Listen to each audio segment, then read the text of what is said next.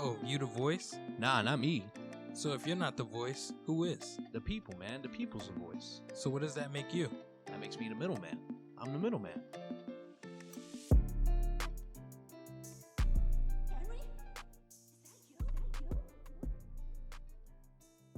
Hello, everyone, and welcome back to the Middleman Podcast. I am the man in the middle, Kevin Martinez, and today I am joined by poet Joey2Cozy. It is a cozy world, and we're just living in it.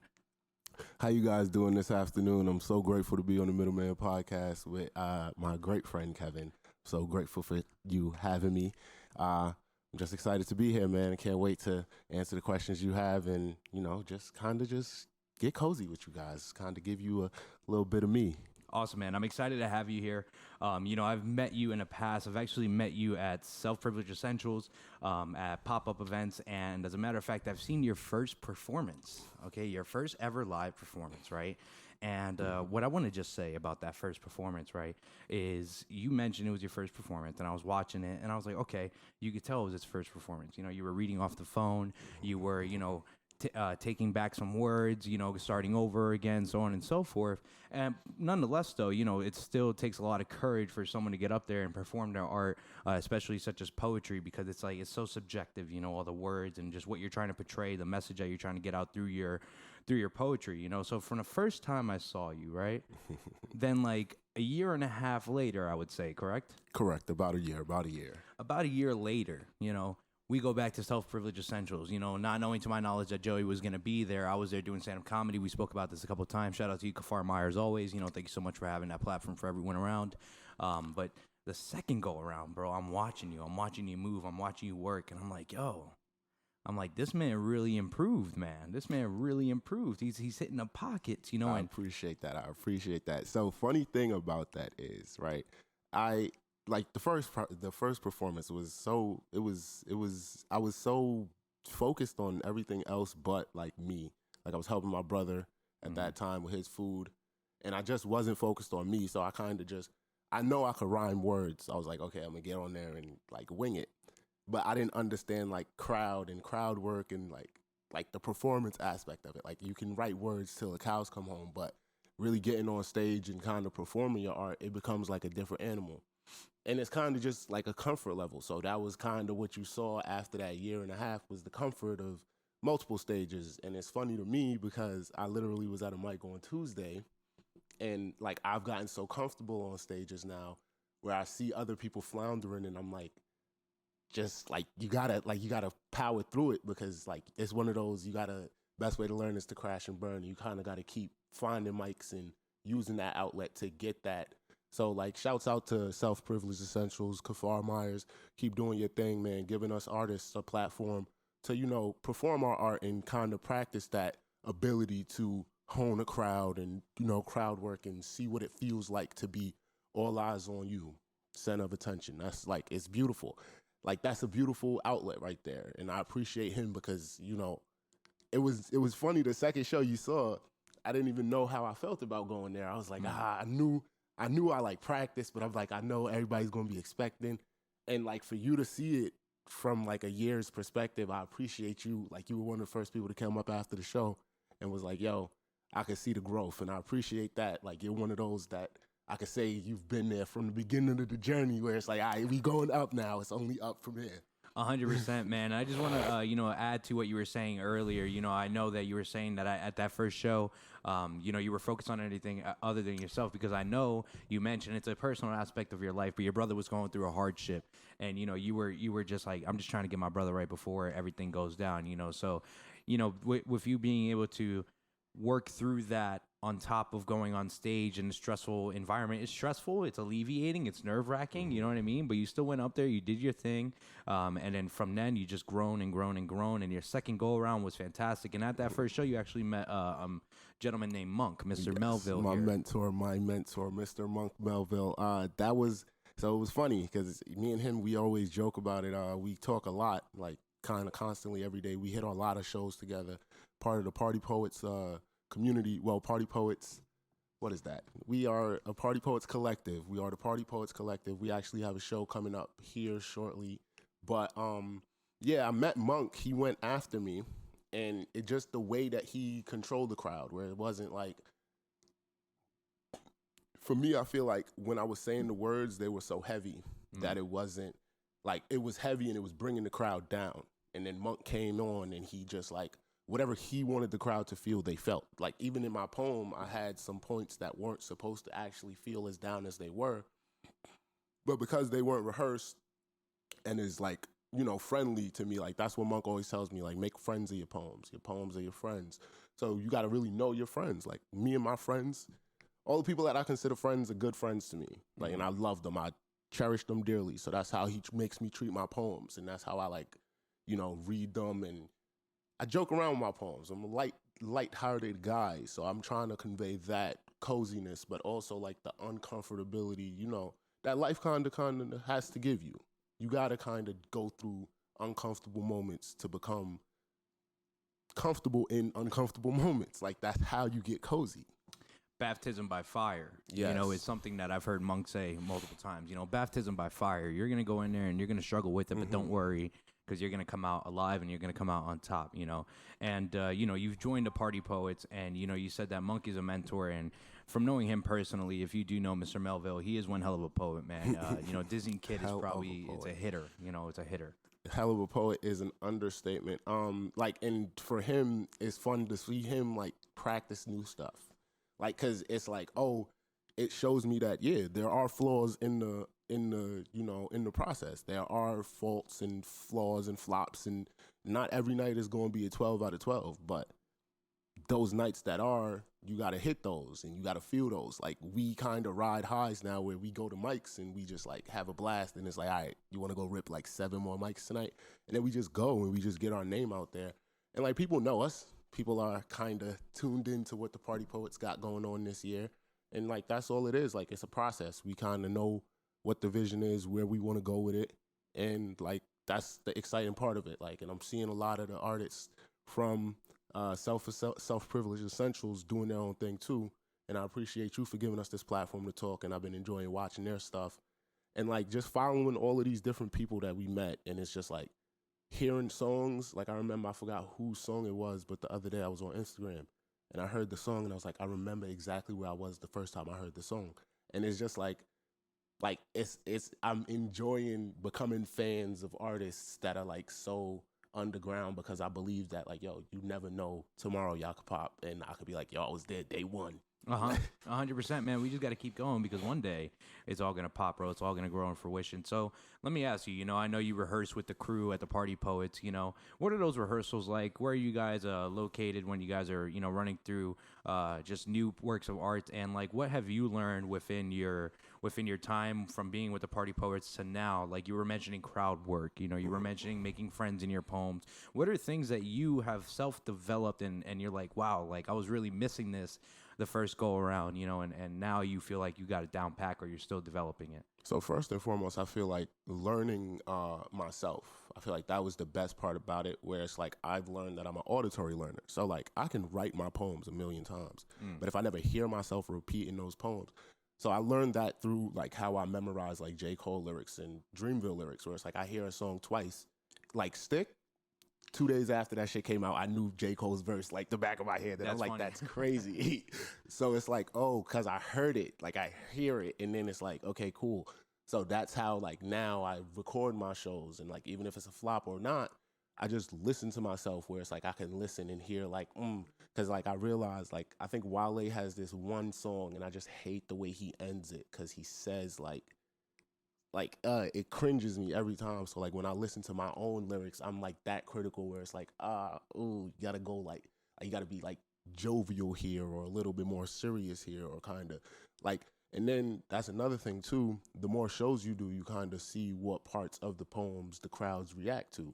So like I got new poems that I'm working on that, depending on the crowd, you know, I have a lot of different references to Christianity, Greek mythology, and like pop culture references. And you kind of just see like, okay, cool, the crowd kind of gets that one. So like the Disney Kid for Monk, where it's like you play with the crowd, you see like, okay, did they get that one? Did they get that one? That one went over their head. But it's like, okay, how can I make it hit next time? Slow it down here, speed it up there, you know? and just kind of practicing and playing with the art. Like, I feel like the best part about practicing with the party poets is kind of like honing and realizing like this is mine. So like I can do whatever I want with it. These are my words.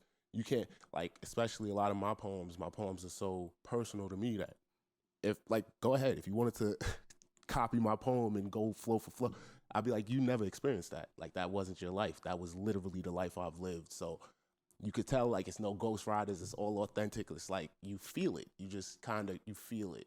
Like, I feel like that's the best, you know, like learning myself, learning my craft, learning my words, and then, you know, feeling the crowd, practicing, learning what I need to learn, you know, like learning how I learn. All of those things, you know, have led to the artist that you see before you kind of flourishing and blossoming. And the authenticity, you know, you mentioned that everything that you write is from a first person. It's personal, you know, it's authentic, you know, and I think that's great, you know, because you're not trying to perceive someone who you're not, you know, and that's essential and that's key. So let me ask you this, you know, why poetry, man? What does poetry provide for you? You know, there's all these types of forms of art to express yourself, but you honed in on poetry. Is there a specific reason and why? So poetry is funny enough, for like two real reasons. So I remember back in school, I couldn't draw, but I would always like fantasize outside of class. So I would write poems and I would share them with my best friend. Shouts out to Tyrell Peastree. I would share them with him, and obviously he would say they were good. And I'm like, I don't really want yes men on my team. But like over the long haul that me and Tyrell have been through, like I've written a bunch of poems. And like they never really, like, because I just write when I want to escape because I can't draw. So I write, and like all of them I write. Like I've written a lot of deployment poetry and all of that stuff. Excuse me, you mind me interrupting? Deployment poetry? Yeah, so when I was in the military, I was on a deployment for about I didn't know that about year you. and a half. Yeah, joined the military. I was in the Navy from 2016 to 2020, about that. No, 2021. And yeah, I went on deployment and kind of met like a lot of different people through that avenue. And I would write poetry for them. And they would still agree, like, yo, this is good poetry. But I'm like, oh, y'all motherfuckers just don't want me coming in cranky to work tomorrow. So y'all just say your shit was good. So I remember I read The Rose That Grew Through Concrete, Tupac's poetry book. And I was like, yo, Tupac was a better poet than he was like a rapper, in my personal opinion. And because of that, like I kind of, like if you ask me Biggie or Tupac, I was born and raised in New York, but I'm going to say Tupac all the time because Tupac was just more authentic in his poetry, but his poetry book came out post-mortem. So it's like, I kind of realized that I was trying too hard in life. And it was like, yo, this is something that I've been good at. Like my mother started finding all my poetry books when I came back from the Navy. Like, yo, when did you write this? I'm like, oh, that was from 10th grade. She's like, this sounds so mature. And it's like, I kind of recognized that it was something that I was good at, but I'm like, I never could see a way forward with it. So I kind of just took it as like, oh, it's a hobby, it's a pastime. It doesn't really, like, it's just going to be something that I'm always going to do to alleviate a stressful day at work, not really use it as my work, because now I do it full time and it's not work. It's like, okay, I'm playing with words. I literally play with myself with a pen all the time. Like, so it's kind of, those is what led me to poetry. Like, and I still do want to like dibble and dabble in music because I do have those like, oh, I hear something and I want to like use it for a beat. Like, and I have Silo Good. He's a part of the Party Poets. I know that, man. Yes, I love the way he like, the way he loops stuff. So I want him to loop, like I'm trying to write a Pokemon poem and I just want him to loop like the very best over and over. And like, I'm playing around with concepts and ideas like that, but like, I don't want to hide behind a beat. Like I want my words to be heard. That's why like my favorite artists are like J. Cole's and Wale's and Kendrick Lamar's, because you got to kind of like pay attention past the beat. Like they're saying so much more than just the beat. And yeah, you're going to hear it in the club, but at the end of the day, you know, it's the hey y'all. Like y'all don't even want to hear me. I just want to dance. But, yeah. Like I'm really talking about my life. I'm talking about, so I don't want to lose myself in my saturation over a beat. You get what I mean? Where it's like, that's why I love poetry. But I do want to dibble and dabble in other art forms and like music and whatnot, book writing and all of that stuff. So, you know that one song, Pretty Little Fears? yes. That is probably one of the best Cole verses, in my opinion, bro. So I remember on deployment, you know how J. Cole had that line where he said, I used to print out Nas raps and put them up on my wall, but it was not the words, it was the pictures I saw. So I remember I think it was Pretty Little Fears. He has a verse off of Donnie Trumpet in the Social Experiments album. I think Purple Emoji, like all of his love song verses, and I just put them as like one song, and I would just read it and it'd be like, this is the perfect love song. Because it's like, I just like love the authenticity of it, where it's like, yo, you like the flower that I won't let die. Right before your petals start to gill out, right before your petals start to will, I choose to give you one last try. Fill your vase up with water. And it is like he just go in, like, you know, I don't know, Cole be Colin. Yeah, Cole is one of the best, man. And I think it's funny that you bring up that song Stick. You know, are you talking about this Dreamville song Stick? Yes, right? Yes. Yo, I was just talking to Roy about that song, bro, and I'm not a fan of that song personally. You know, because it's I went to a concert. I went to the JID concert, bro. A freaking mosh pit formed. Yeah, it was nuts. That's probably what's gonna happen at Dreamville Fest when I go next weekend. Oh, you're going? Yes, I'm so excited. I'm so excited. Awesome, bro. Good for you. Those those tickets were taken off of the shelf ASAP, bro. Like the minute they dropped. The second they dropped, me and my girlfriend were on them. We were like, yeah, we need those. So we're like excited to go. I swear to God, I'm trying to catch J. Cole, JID, or Boss. One of the three. Anybody. Boss, just because Boss is from actually my neighborhood. He was born and raised in Hollis, Queens. So, you know, just catch him and be like, hey, man, because I kind of know a couple people that he know, but just like, I'm not going to just be like, yo, let me get $20. And be like, yo, listen to my poem. Say if you like it. Because I know Jid had a lot of poetry. Jid had a poetry verse on his last album. And, you know, Cole called me down to the studio house. Let me lay a little poetry verse on your album.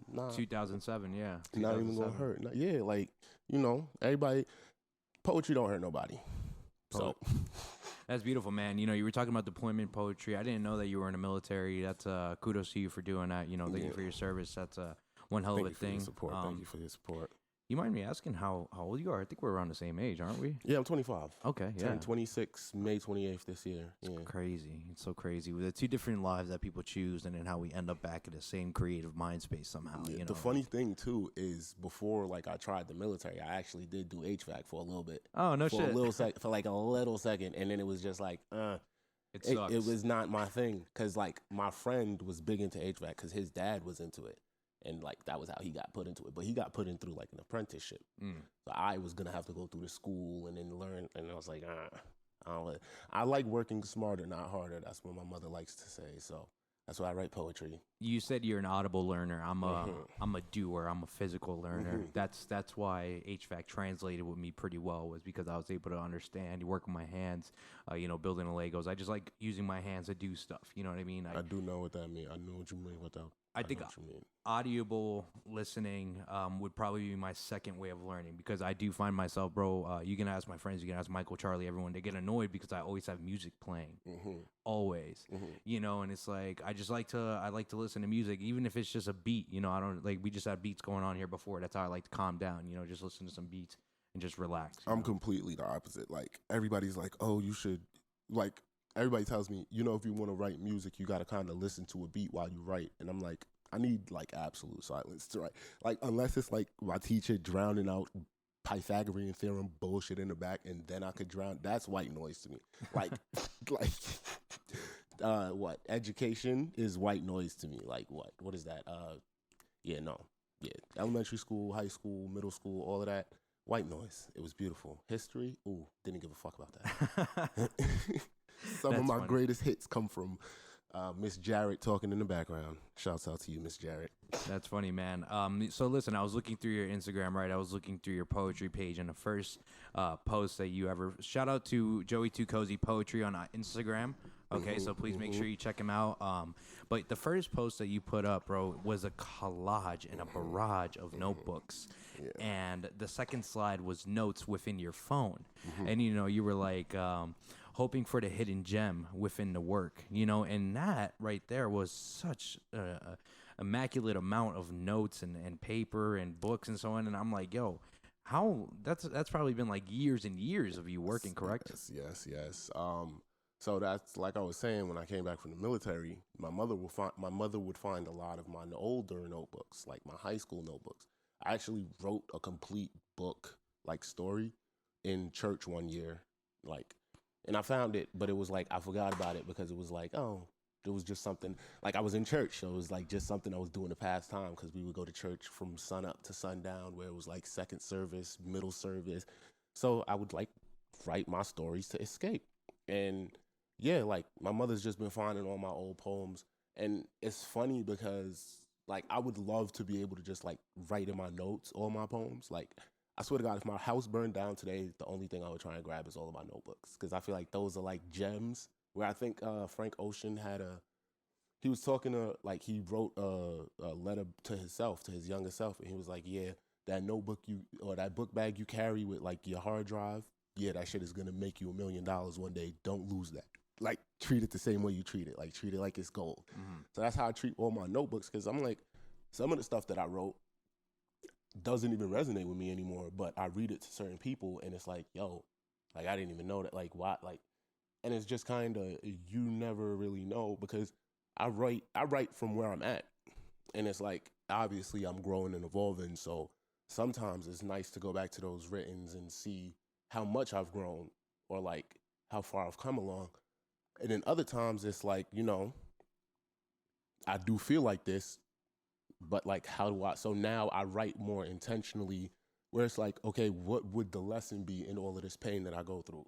So it's kind of like, even though I used to write so much, it's so much more I'm learning about writing and about being a poet, and like different poetic styles and cadences, and like, it's just fun. It's just like fun, like going from pen and paper to like now in front of a mic and like actually conveying my message. And it's like, okay, who am I actually speaking to right here? And how do I want to get this message to them? Or like what's the purpose? That's what I'm really learning now, like to be intentional and purposeful.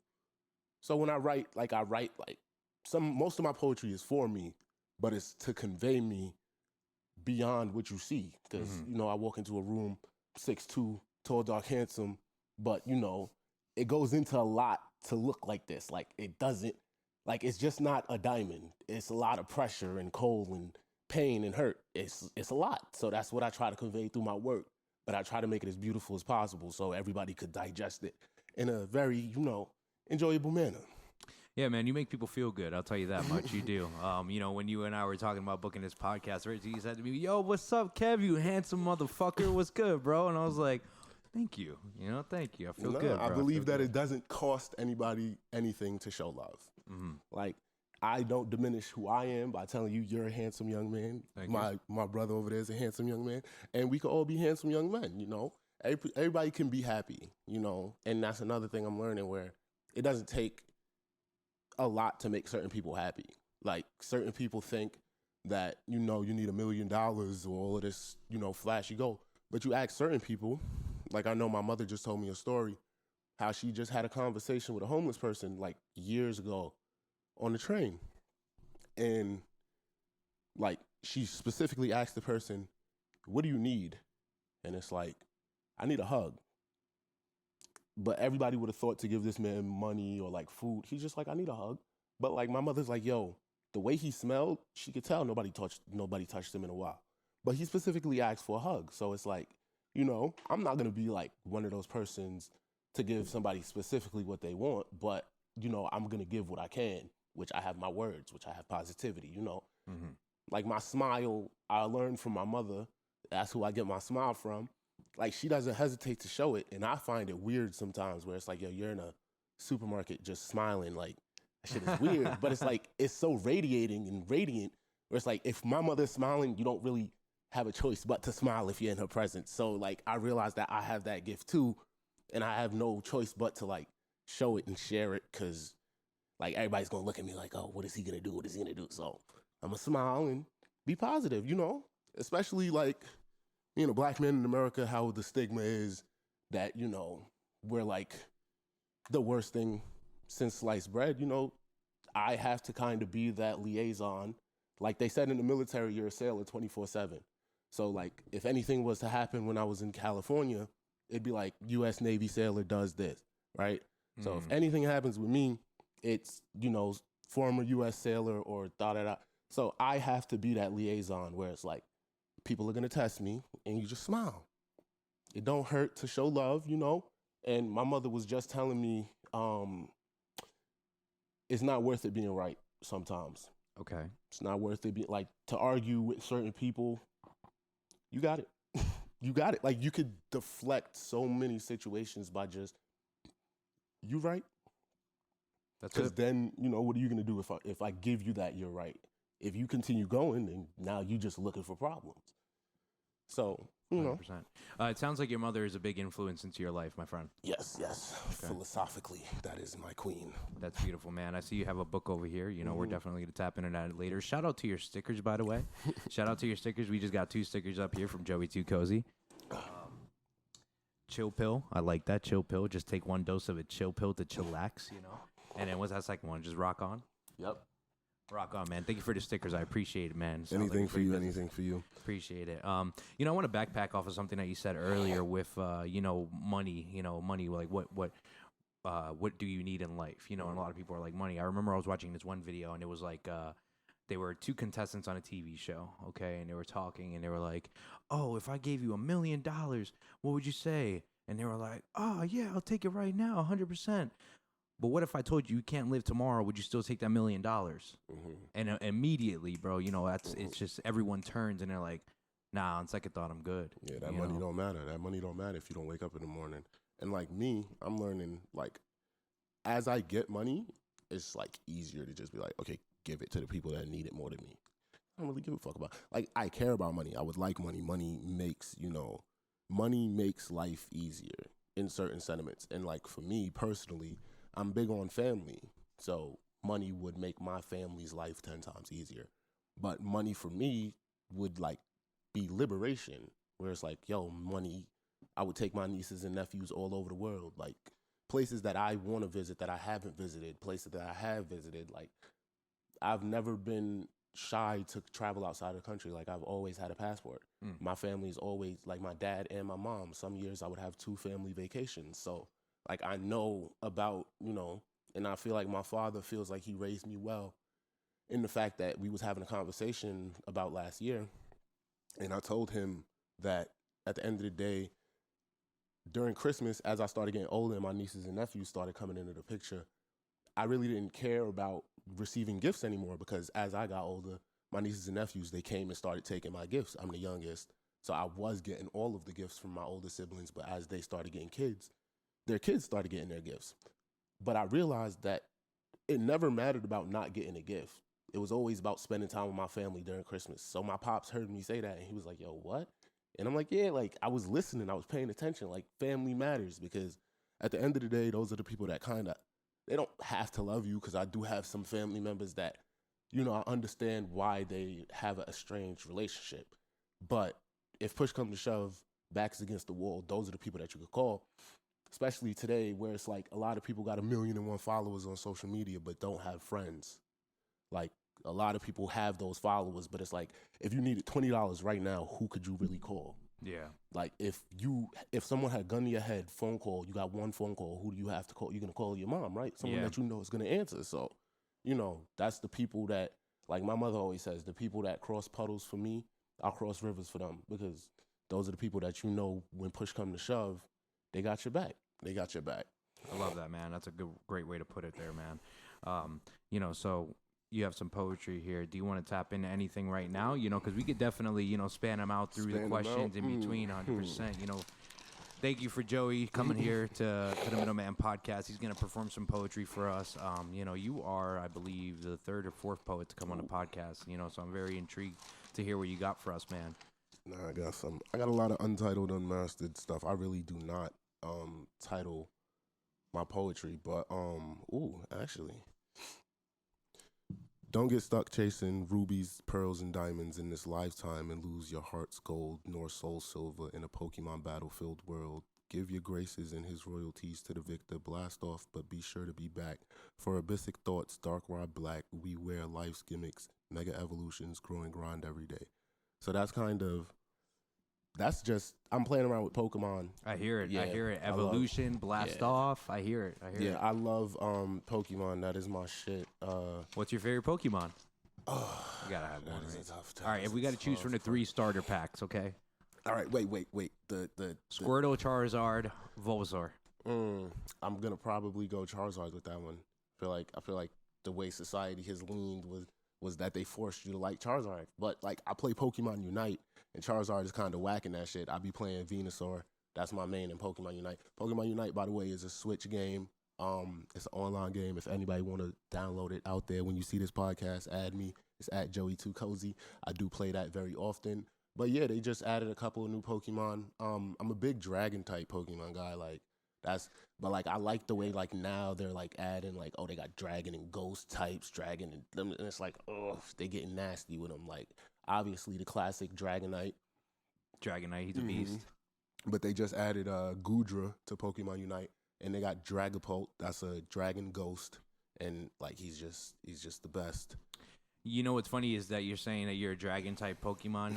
You know Pokemon Go, obviously. Yeah, that's my shit too. On Pokemon Go, my Pokemon collection, I decided to make myself a dragon trainer.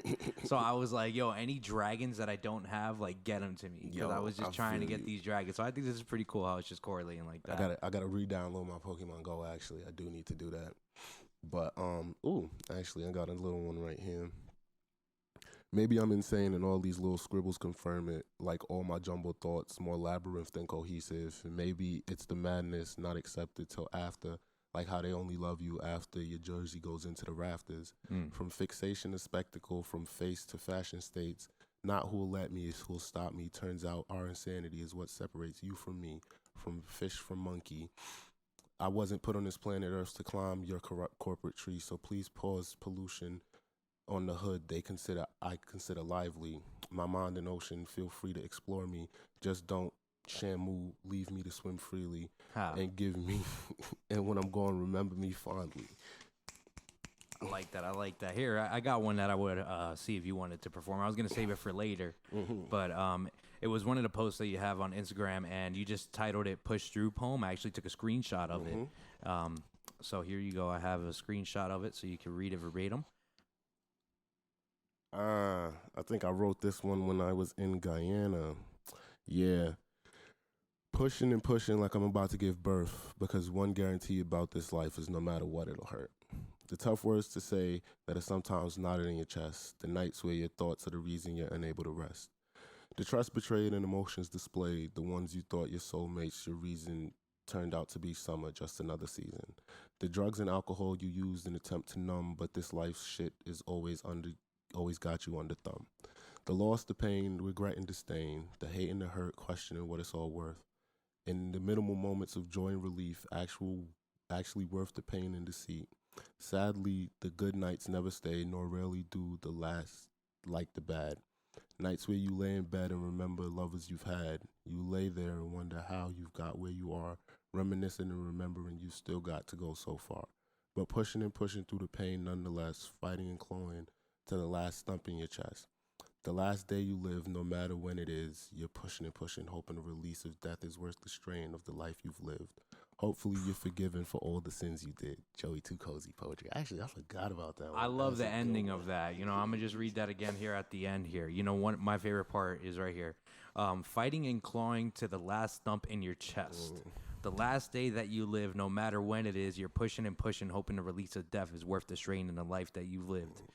Hopefully you're forgiven for all the sins you did, bro. And that right there, man, was a very powerful poem. Do you remember where you were at when you were actually when you were writing that? That might have been. That was probably, you know how a lot of artists. I feel like I kind of don't like when everybody says that artists sacrificed a family member to gain fame and acclaim, because I understand the push of pain, especially if I was to write a pained poem, it'd probably be the best poem ever. And I feel like that one, I was dealing with a breakup, and I was kind of just dealing with a lot of shit. So I was kind of coming back home, and that was kind of one of those that was one of those where I was kind of rebuilding myself. So it's kind of like giving myself life mantras, and I feel like a mantra that I got from that one was like, every day I wake up, I'm gonna make it everybody else's problem. But not really like problem. Like every day I wake up, it's like, okay, I'm gonna be thankful, and I'm gonna kind of just push. Where it's like, if I gave up today and tomorrow was the day that I made it big, like what would have been the point if all of the pain? So it's kind of one of those things that and then that's what I've realized a lot in this art as I go to more mics and whatnot. You realize like everybody feels pain, like everybody has that hurt, but it's like I've seen so many people make it so beautiful, so why can't I? So it's like, and that was one of those where it's like everything hurts, so you gotta push because the best things like a baby comes after the pain. So. Mm-hmm. No, I love it, man, because it was like full circle. You know, you started off with the pushing. It's like you were born into life. Now you just got to push through all the struggles and you know, you just keep pushing through life. You got all these things that keep hitting you. You know, life is never easy, not a single day. You know, we're always figuring out. I'm always figuring out, and sometimes I'm tired of being that man to figure it out. And tell me about it. I remember one time I literally got into an argument with my mom, and I was like, "Yeah, I didn't ask to be born." And she was like, "Neither did I." And I was like, "You got it."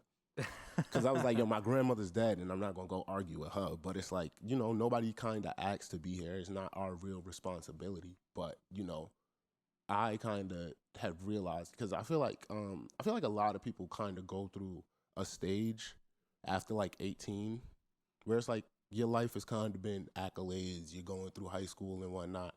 And then you graduate, and it's like, okay, figure it out. You don't really get no kudos for anything you do. You're just supposed to do it. You're an adult. And it's like I'm 25 and I kind of realize like I'm like new to adulting. Like I'm a baby adult. Agreed. So it's one of those like you kind of just got to figure it out. But it's like for me, I realized that my nieces and nephews, they're kind of watching me and like they've been watching me even when I didn't realize it. So like one of my friends, Jedi Rose, said Shout out Jedi. He said, "You're useless if you're not your best you," because he has like his kids that you just gotta get up and fucking do some shit, like do something. Like that's kind of what I've realized, like as I've been down, is do something. Like nothing happens if you're in your house. Like go out, take a walk, go just be outside, do something. You gotta kind of figure it out, you know. And then as you are active and move, things kind of fall into place. Like you kind of realize your passion. Like for me, poetry was kind of just, my brother was like, yo, you gonna just write these words in your room all day or you gonna go say them? Like my brother was like, yo, because my brother's a big female fanatic. So he was like, yo, females love that poetry shit, son. You could, like, you over here crying about a bitch, you writing all these poems about a bitch, go read your poem about the bitch for new bitches and get new bitches. I'm like, yo, that's not the point of this. I'm hurt, but I'm gonna read this poem. I'm gonna read it. Have you ever been on stage and overcame with emotion while reading a poem? Actually not yet, but I know the day is coming. Cause I've been practicing this one, and I've performed it a lot, and I've fought back the tears. I feel like I don't want to cry in public. I feel like people that record themselves and cry on social media, like I cry in my room. I'm a man. That's what I'm supposed to do. But if I were to have to cry, I wouldn't like shy away from it because I feel feelings, and like especially the poems that I write, I kind of try to convey like the most amount of emotion with the least amount of words. And then specifically for me, my poems is kind of inside jokes for me. So like if I'm reading it to someone out there, they wouldn't even understand why I would start crying. But I feel like I only have like one poem in my Serato right now that I would cry to. But, you know, as they kind of go, because I feel like I haven't really tapped into that like real sad boy. But it's like, because I'm trying to figure out how to like tiptoe it beautifuler. Like make it more pretty, dress it up a little bit better. Make it a friend. Yeah, make it more friendly. Gotcha. Make it more presentable. So when do you find yourself most inspired to be writing poems? You know, is there like a certain thing that just it's just a reoccurring event, and you're like, damn, son, why I'm always writing after this happens? Does that ever happen to you? So I feel like for me, it's kind of just the beauty of life. So I realized I write a lot like when I'm in New York, because I am in New York now more often, but it's different as I'm like becoming more of a poet. 9 times out of 10, I'm in the city and I'm just like traversing the city, where it's like I really don't have anywhere specifically to be. I'm just kind of enjoying the beauty of the city. And New York City is one of the most beautiful cities ever. But 9 times out of 10, like I was born and raised there, so anytime I was getting on a bus or a train, I was going somewhere specific, and I had a time to be there, and I had a time I was going to go back home, and then by the time everything is done, I'm done with the day, and I'm tired. So, but, now when I wake up at 12 o'clock in the afternoon, I'm like, oh, let me go to the Barnes & Noble, the biggest Barnes & Noble, and get lost in the city for a day. So you kind of, like, I write a lot on the train. I remember I wrote some philosophical thought where the thought is that to humanize people, where, like, racists that don't, believe that black people are black people, or all the police brutality that happens, to humanize a person. If you look at every person in the world, everybody has two things in common. We all feel pain and someone loves us. And, like, I feel like if a cop is just, like, stopping a child, where it's like, oh, your mother still loves you. And, like, if I put my knee on your neck, you're going to feel this pain. Like, I could look on the train and I'm seeing, especially in New York City, a million different people. But I'm like, yo, you could be going home and you probably ain't talked to your mother in like 2 months, but guarantee if you called her, she'd still love you. Old, black, white, even homeless people, like, someone loves them, and that's kind of one of those sad things where it's like, you never know what put a person in that position. So that's where I kind of, like, I'm grateful for my position, and, I'm sympathetic with everybody. Everybody has a story where it's like, you can't just look at somebody and believe, like, oh, you're, like, everything is good. Where it's like, nah, come, tell me your pain. Whereas I'm one of those people where it's like, I look this good, but I know there's pain behind everybody looking good. So I'm one of those people that I want, like, I'm not one of those good friends. I'm one of those friends, yo, come dump your shit on me and then tell me about your shit. I'm going to make you laugh a little bit and then go about your fucking life, because now I need to recharge. No, you're right, because, more often than not, we just had Damian Bailey Fitness over here last week, and we were talking about the gym is therapy to people, man. You got to understand that most people who go to the gym that, are pushing themselves to look as best as they can, they're doing that for a reason, and it's because they're probably depressed about something, so to alleviate that depression, they go to the gym, they work out, they feel good about themselves. But it doesn't mean that they're necessarily okay, because they're still battling with those demons, so, like, I've lost 20 pounds within the last, few months, Congratulations. So thank you. We're out here, but it's because I was feeling down. When I go to the gym, bro, I feel great. I'm not worried about anything. I'm unplugged, It goes back to what I was saying, is just do something, where it's like, and then I feel like that's what a lot of people, and I feel like the gym to me, like in high school, you got an allotted hour every day that you go to the gym. Yeah. And I mean, the girls really just kind of walked in bullshit. I know the guys was in there playing Game 7 basketball every fucking day. But, like, once your adult life starts, everything hustle and bustle, and then it's just like, okay, cool, I'm working, I'm tired, I'm going home, I'm going to sleep.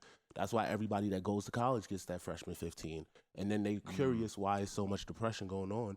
And it's like, yo, you're not encouraging them to work out.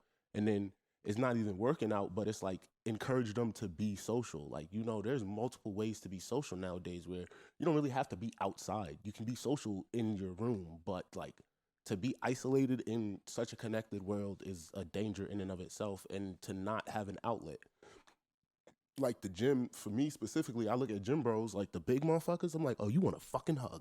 Because I'm like, yo, you motherfucker, like, yo, especially those motherfuckers, I'm like, yo, you the biggest motherfucker in every room that you go to, so, like, people are intimidated by you. Yeah. But, like, I see that you're just, like, the same person that would have been, just crying a couple of days ago. That's probably what made you start going to the gym. So, you probably just wanted a hug, and all you had to do was lift weights. And now you get in a type of physical attention that you were striving for. And, fuck it. I don't got to give you no pussy. I'll give you a hug. And it's the same shit. It's the same 6 and 4, as my father would say. 100%. Ready? So this was the question that I posed, that my buddy posed, and I thought it was a fantastic question. Okay, I'm ready for this one? Yeah. Okay. What is your form of poetic justice? What is my form of poetic justice? Kendrick reference, of course. I think I gotta ask a couple follow-up questions. Go ahead. Correctly understand. So, because I want to answer the question and say my form of poetic justice is, like, completely removing myself from someone's life. Whereas, like, I know my worth and I know how, like, much I mean to people. So, like, people are gonna people, but that's not supposed to stop me from being who I am. I was actually talking to my friend about this last night. Like, everybody's gonna be, so I'm one of the people that my first thing is I want to be understanding. So, because if I understand someone, then whatever they do is going to be their character. Like, because I'm not going to agree with everybody. That's why we're like put on this earth, like to have different opinions and educate me if my opinion isn't the correct one. But, you know, if you understand the person, like I understand one of my aunts, she pretty much raised my mother and her siblings, and she's miserable. But I love her. No matter how miserable she is, I know why she's miserable. She was a child raising children. Yeah. She should have never been put in that position. So when I see her, I'm like, yo, hi, auntie. She's like, you still got that shit in your nose? And I'm like, I love you too, miserable. And it's like, because I understand her. I don't got to agree with her. I'm not sitting with her for every day. But it's like, yo, the times that I do see, I could be cordial. So I kind of realized the worth of who I am as a person in people's life. So my poetic justice would be removal of myself, where I always tell people my life is a revolving door. But the day that my shit closed and it's locked, whatever side you on, that's the side you got to stay on. And so it's like, yo, you could come in, you could go out, you could come in, you could go out, but there's going to be a day that door locks, and you hope that you're on the right side. So.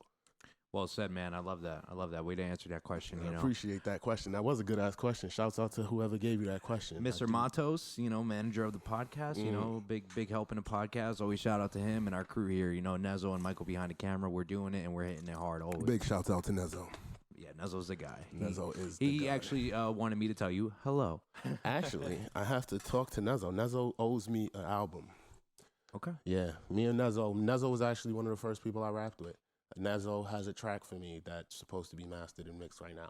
But I got a lot of stuff for Nezo. But Nezo's been Nezo. And so, creative genius. You gotta let people. Because I'm one of those people, like, if you hit me up today and I don't respond, like, don't get mad at me. Mm-hmm. Like, check and see if I'm okay. Don't fucking, this motherfucker ain't text me. Bitch, life. Bitch, life. Like, that was one of my things. My cousin, shouts out to my cousin, Till Death. Big Till Death. Shouts out to Josh. But when I graduated high school, he told me, like, people aren't being fake if they're not spending every day with you. You used to spend 8 hours a day with these people, and, like, they're trying to go to school. Like, I got friends that are doctors right now. I got a friend that's a journalist. Like, people been lifing. I got one of my friends, she's been in multiple car accidents. But it's like, wow. Yeah, but it's like, I can't be mad at her for not hitting me up or responding. Or I'm like, oh, you're seeing my story, but you're not hitting me up. Where it's like, my life is not that important to her life right now, where she needs me to reach out and be like, yo, are you okay? Yeah. Like, how you been? You need anything from me? Where it's like, it's easy to show love. It don't cost nothing to show some love. Kind of put yourself in somebody else's shoes for a second. Because you kind of probably got it better than them. And you don't know what they need right now. You don't never know what someone really needs right now. Show love to the people always, I've said it before, I'll say it again, man. There's a lot of love to give, and I don't think that there's enough given out. You know what I mean? So, let's go ahead and dive into some more poetry here, man. We got about a few more minutes here. Ooh. My throat is crazy. Todo está bien? Let him get a water. Let him get a sip. Shout out to Kafar Myers, his book right here, Soulful of Me. This is volume 1 over here. Him and I, we spoke about this book when he came around on the podcast. He's got an immaculate, selection of poems in there. Yeah, big shouts out to Kafar. Kafar is a great artist and great man. Like, just like one of those people. Like, he's the reason why we connected, and I appreciate him for, putting on that platform that he gives us. This one is titled, actually, funny one, I Might Be More Aggressive Than Goldilocks. Okay. So this one is funny because I had dyed my hair gold at one point, so technically I had gold locks. And I was like, you know what? Goldilocks, but with dreadlocks. Don't worry why this story ends with a cop stop and Mr. Locke shot. But I walked in and waited for the bears there, said fuck the porridge in bed, and went full feral on the bears. Left with a mink and some meat and bear rugs and 2 bear chairs. Of course, during the onslaught, there were bear blood and bear tears. Normally, a crime like this would be overlooked maybe a few years. But what a black man can do with his bare hands is what America truly fears, and why the story ends there. Yeah. I like that a lot. Mm-hmm. Before you get into another poem here, I know you and I mentioned you possibly creating a book. So my first book I've been trying to get it out for a while now. I wanted it out for my nephew's birthday last year. I had it finished and typed up, and then I needed a cover, and then I needed publishing. So right now the first copy should be should be in my hand by my next feature show, which is April 13th. And I'm kind of just excited to like read from it and then get more copies and then kind of at my shows sell them, because I feel like my favorite poem that I've ever written in there. Well, favorite poem that I've ever written is in there, and that's the one that I perform. And I feel like the book is mainly for my brother and my nephew, where it's like, you know, not even just them, but just black men in general in America, where it's like, yo, life is going to test us specifically and give us different obstacles. And it's not like the labels that life puts on you. It's kind of your mind and what you can do, where it's like, you know, if you was to look at my brother, you would say a whole bunch of negative words, but I'm like heavy on speaking life into people. So it's like, I don't see my nephews as hyper, and, you know, I see them as creative, and they don't need to be boxed in. They don't need to sit down in chairs and follow anybody's rules, because, you know, richer people's children have the opportunities afforded to them to explore different opportunities, where it's like, oh, maybe they're musically inclined rather than need to know about fucking history that by the time they're 22 is going to be debunked and falsified anyway. So, you know. To backpack on that thought, I had a conversation. I can't remember who said it, but I know they said that the richer people, you know, life is like a dartboard, right? Mm-hmm. The richer people, you know, they have unlimited shots that they could take to that dartboard. You know, the middle class, you know, I consider myself middle class. You know, we have one shot, and you got to just keep going. You know, it's gonna stick eventually, but you have that one shot, and once you miss that one shot, that's it, you're done. But the lower class, the lower income, they have no shot. Yeah. You know what I mean? That's tough. And that's a way I just think about life, you know, and what you were saying there, you know. So what is the title of that book that you're gonna release? So it's titled "A Wanderous Wren, Reigned, Caged, and Forced to Sing."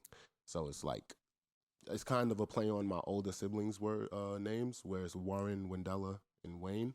So it's a wanderous wren, reigned, caged, and forced to sing. And then, you know, it's kind of talking about my brother's situation, where it's like, yo, he's just like, he was an adventurer. My brother's more of an entrepreneur than anybody knows, but it's like, you know, the 50 Cents and the Jay-Z's, they get out of that life where it's, okay, now we like took this money from this hustle and we figured out a different way to kind of clean up the money. My brother got trapped in the hustle, but that was what we were raised around and the opportunities afforded to him. Where it's like, I tell people all the time, you know, leaving the hood was the best thing that ever happened to me. They always say that shit, but when I went to the military, I was forced to live in Florida for a year, so I had to get my license.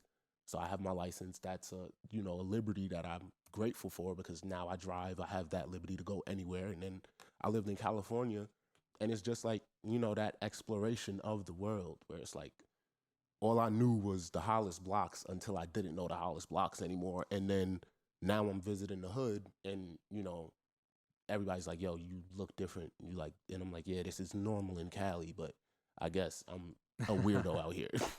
Yeah, you became West Coast bound, and now it's different. Yeah, Tupac is flowing through me. I hear they live slower out there, you know? They do not park very tight. That was what used to frustrate me a lot, because I'm like, yo, if this son of a bitch would just move in, I would have a spot. And then they always trying to get you a ticket and traffic, but, you know, it's one of those things where it's like, you just kind of you got to kind of find the beauty in life, where it's like, obviously you're sitting in traffic and you don't want to be in traffic, but, you know, there's a sunset. It's still a California sunset. It might be a shitty traffic California sunset, but it's a California sunset nonetheless. 100%, you know. Would you mind performing that favorite poem from that book? Favorite poem from that book? Actually, I do not have a problem with that. Okay. This is titled Selfish, and it was written specifically the first night you saw me, actually. The first night that I performed and I bombed, me and my brother kind of got into an argument after the night.